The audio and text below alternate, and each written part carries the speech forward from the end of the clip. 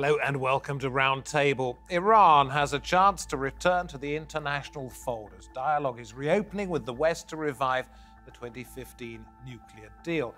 Yet at the same time, Iran and Russia are working on a deal that could see Tehran acting as a middleman for Moscow's gas. Would a trade pact with Russia be worth enough to Iran for it to jeopardize rebuilding relations with Europe and America? What will it choose?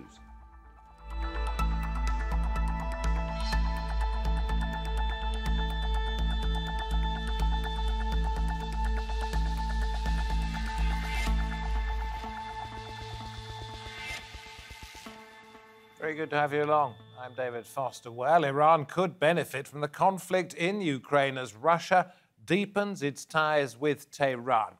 However, the West is inching towards lifting sanctions on Iran over its nuclear activities. How can these two seemingly contradictory aims be squared? It's not the only deal Russia and Iran are working on. Tehran has long been starved of cash to refurbish its gas infrastructure. It appears now that Moscow is willing to pay for that and a pipeline to deliver oil and gas through Iran, which could then be sold to customers in India and China and elsewhere. We head first to Moscow and welcome Dimitri Alexander Symes, a journalist focusing on Russia and Asia, then to Stockholm, where we see Nima Khorrami, an Iranian who's a research associate at the Organization for Security and Cooperation in Europe, and to Doha, capital of Qatar, and we welcome the Russian Nikolay Kozhanov, who's in the Gulf Studies Department at Qatar University. Thank you very much indeed. One Iranian, one Russian, one American living in Russia. We have a cross-section here. I'm going to come to you first of all, Nima, but this is directed at all three of you, really. Are we looking at Iran here being worried that it won't be allowed back into the fold of the West with the JCPOA agreement, that isn't going to happen, and therefore it's edging closer and closer to Russia?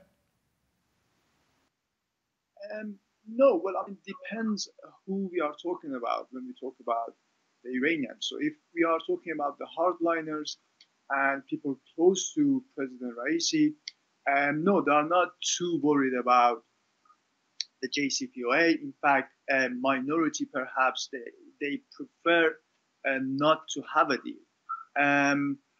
This whole sort of Tehran getting closer to Russia or China, it's got, in my opinion, has got nothing to do with JCPOA. It's part of a broader strategy of what Iranian officials refer to as look east. Now, the fact that the United States sort of withdrew from JCPOA has incentivized Iranian policymakers to sort of pursue this strategy with more rigor. But on sort of the grand scheme of things, Iran trying to establish closer working ties with China, Russia, and also India has got nothing to do with JCPOA. It's more a signal of Iranians, like many other countries, feeling that the sort of the gravity of world politics and global economies is moving to the east, and therefore Iranians want to be part of that. But Dimitri, if Iran signs these deals with Moscow, it can wave goodbye pretty much to any chance of resurrecting the nuclear deal. Am I right?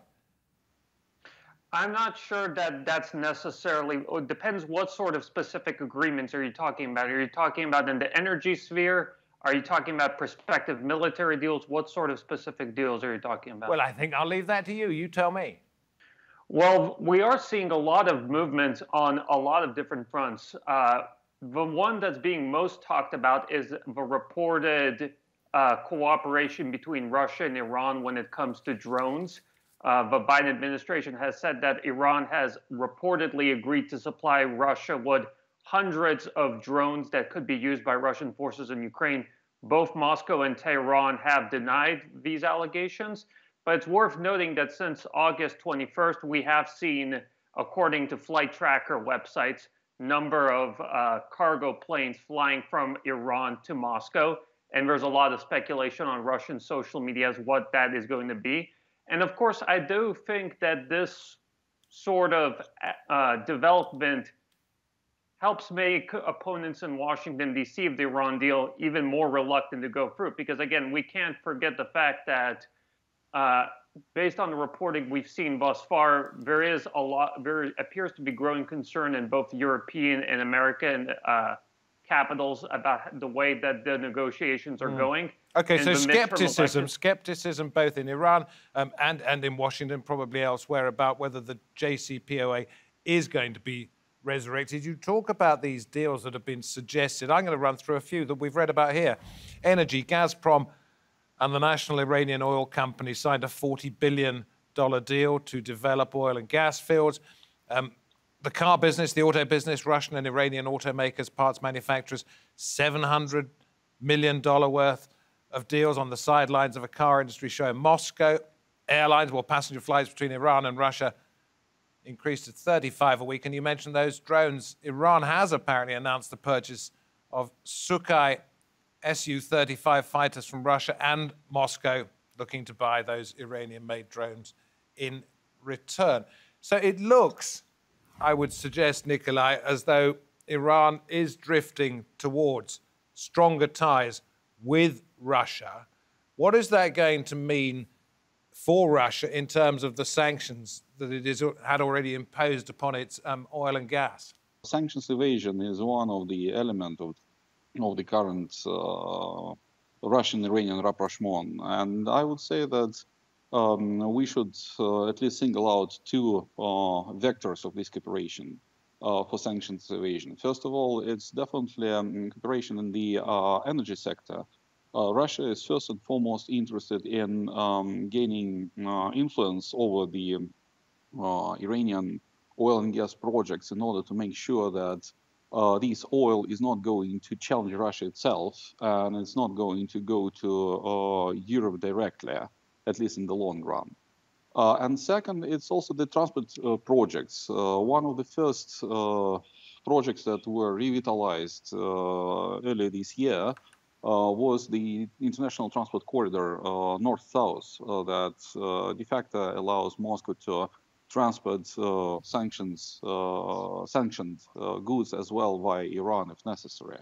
And right now, the active discussion of different projects between Russia and Iran in one way or another is definitely touching the issue of sanctions evasion. For instance, we all heard about the alleged agreement that was allegedly signed between Russia and Iran on cooperation in the aviation sphere.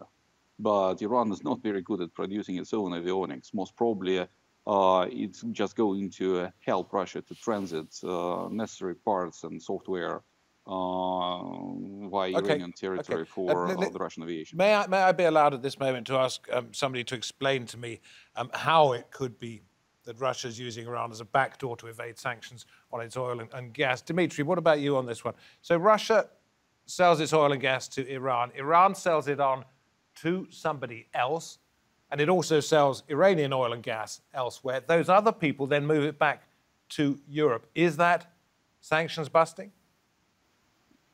Well, that's basically the scheme that European officials are reportedly concerned about, because Iran has gas swap arrangements, for example, with countries like Azerbaijan and Turkmenistan, where basically one country exports a certain amount of gas to Iran, and then Iran, on behalf of that country, exports some of its gas to another country, and, you know, there basically is this sort of chain of exports.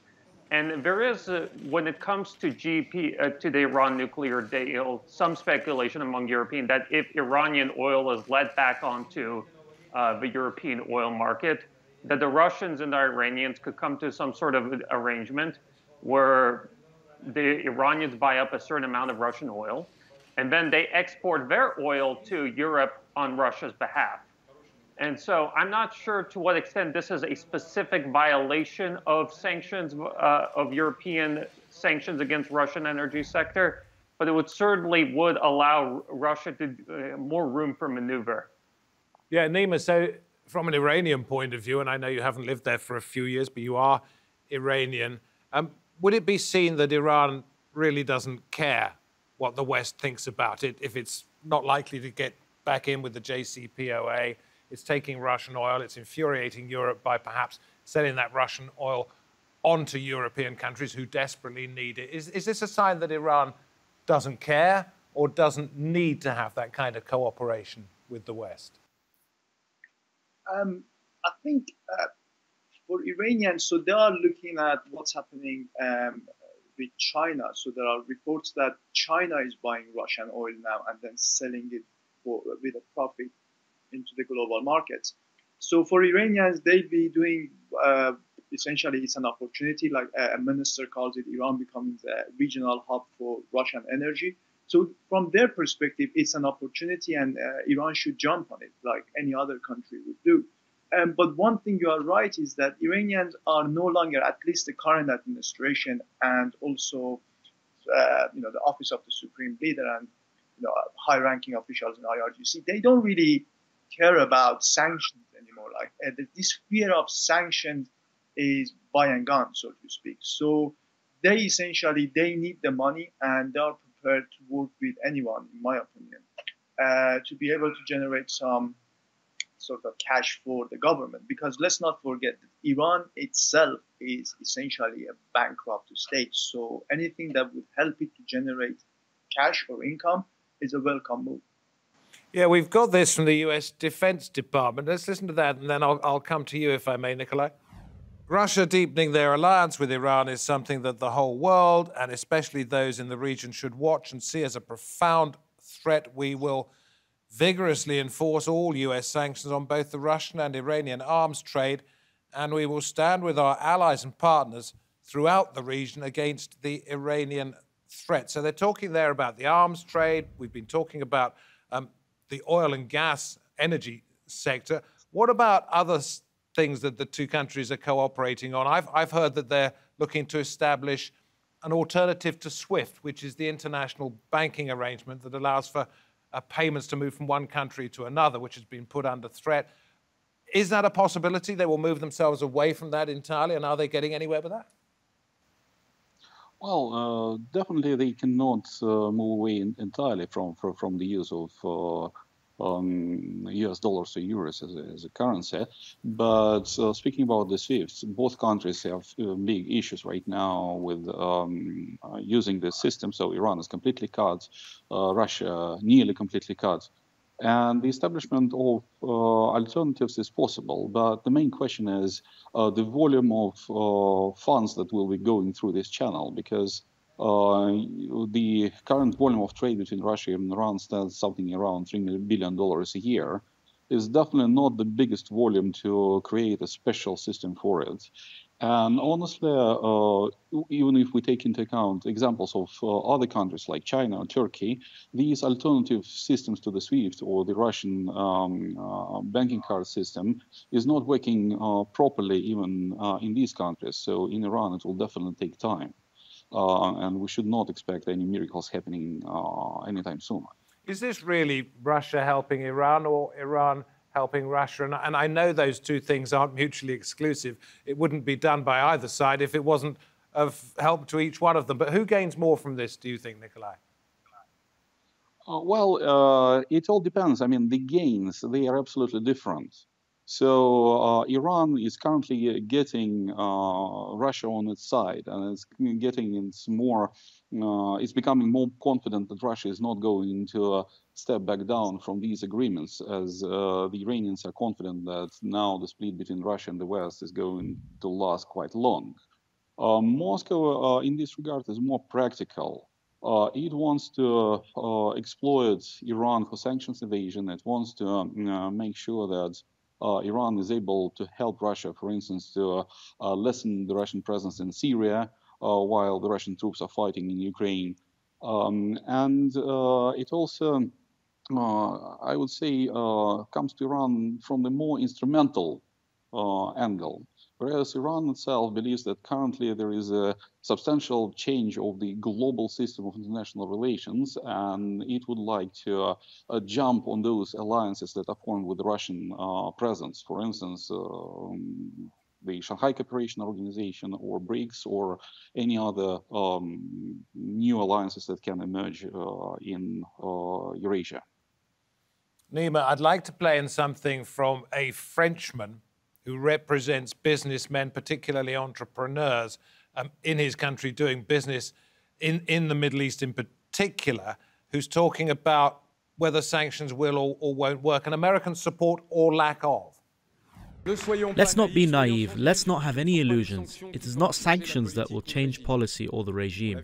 We saw it in Iran, we saw it in North Korea, we saw it in Cuba.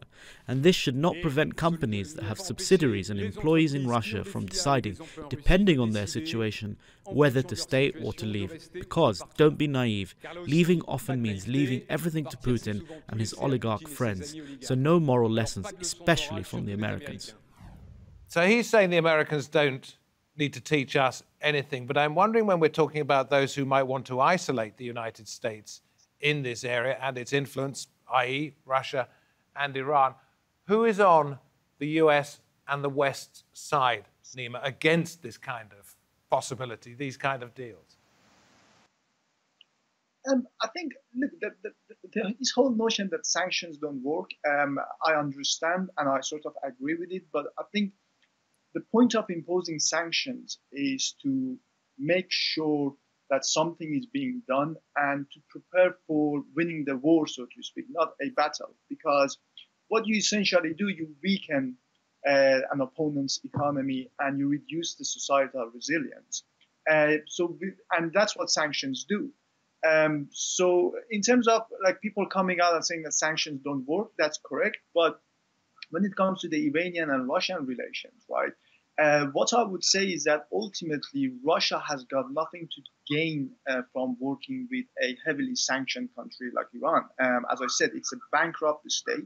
And if you look at Russia's broad interest in terms of its own development, for instance, in the Arctic, it has more to gain from closer cooperation with the GCC states and even with Israel. You know, they've got the technology, they've got the finances. So Russia has to be very careful in terms of its ties with Iran and whether or not it's being perceived as an enabler of Iranian regional policy. So right now, the two are working together.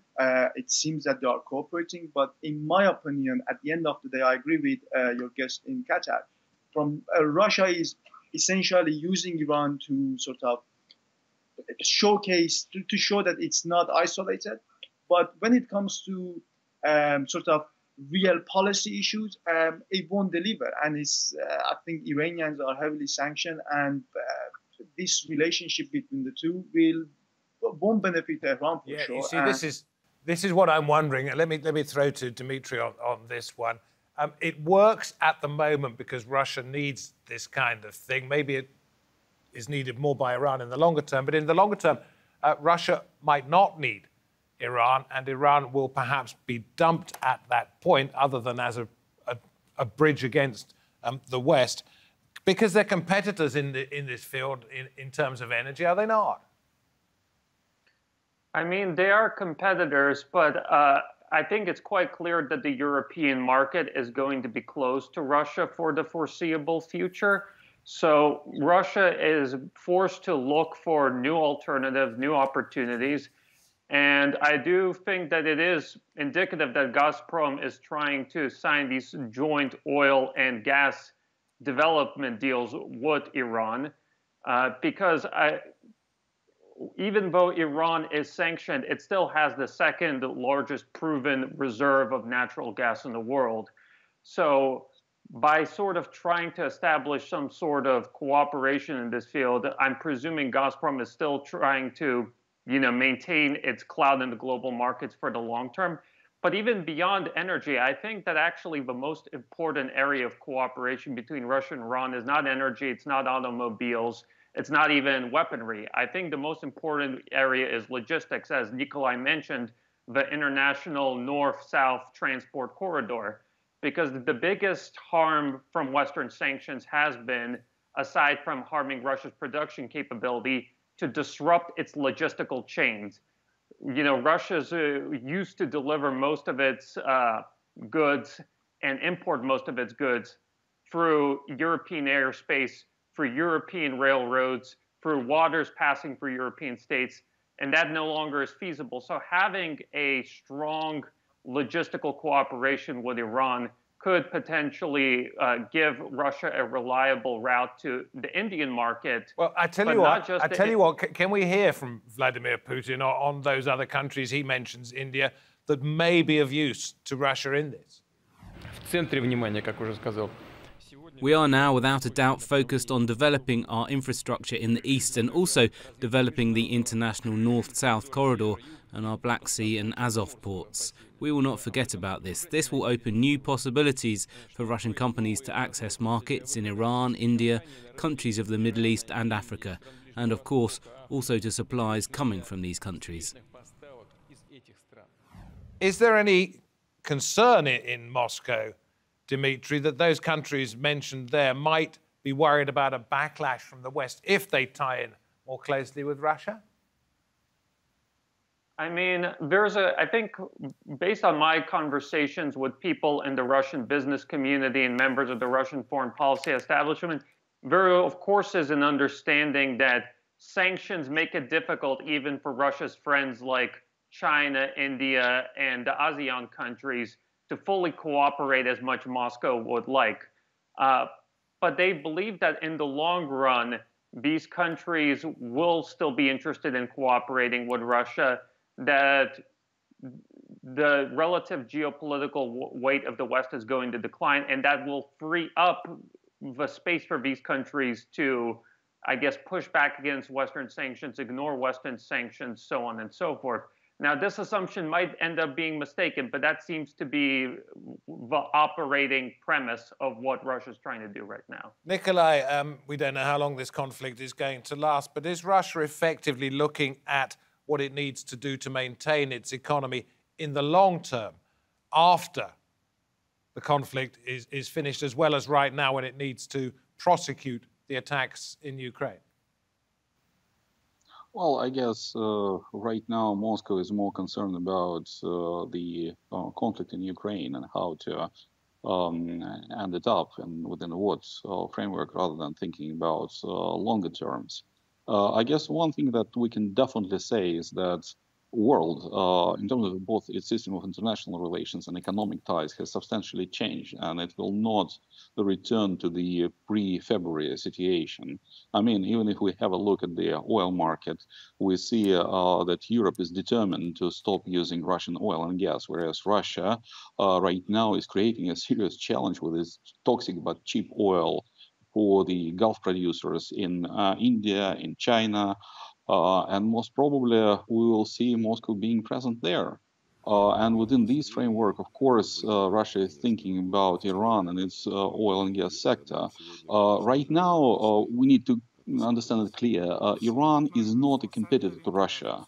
Its oil sector is heavily damaged by sanctions, and its natural gas sector is underdeveloped. So that's why Russia and Russian investments are badly needed by the Iranians to make sure that they will be able to at least retain their position in the international market. And of course, Russia is using this as a luxury opportunity, given quite murky prospects for its own oil and gas sector that is living through quite difficult times, and not necessarily that it will return to the pre-conflict situation. So that's why Russia is trying to hedge its risk by increasing its standpoints in the region. Quick one, Nima, from you to end with. I've been reading your article, Putin's visit to the Islamic Republic, and one line stuck out for me. Given the above, Iran and Russia now have a mutual interest in pursuing measures or frameworks to reduce their susceptibility to Western-led financial sanctions. We've been through that. My question is, do you think this will be for the long term, and that we're seeing some kind of, if not new alliance, then something that could see us into the middle of the 21st century? Absolutely not. I think Russia and Iran are natural competitors. If you look at their interest in the energy market in Central Asia, even in terms of de-radicalization, they are natural competitors, and it's just a matter of necessity, if not desperation, that they are getting closer to each other at this point in time. We've seen this playing out before. Let's not forget, Russia didn't deliver S-300 on time. It delayed handover of nuclear plans. it also it is still not prepared to sign the long-term strategic pact with Iran.